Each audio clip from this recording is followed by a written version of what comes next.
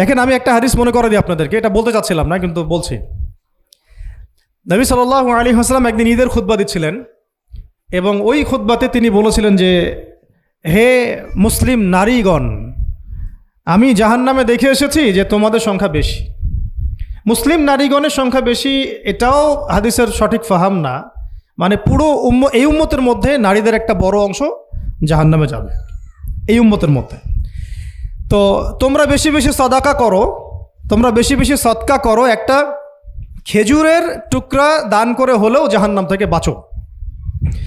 তো এটা বলার পরে বেলাল রাদিয়াল্লাহু আনহু একদিক থেকে আরেক দিক হাঁটছিলেন, সাথে একটা কাপড় ছিল। নারীরা তাদের কেউ গলার হার, কানের দুল, হাতের মানে চুড়ি, এগুলো সোনার সব খুলে খুলে দান করছিলেন।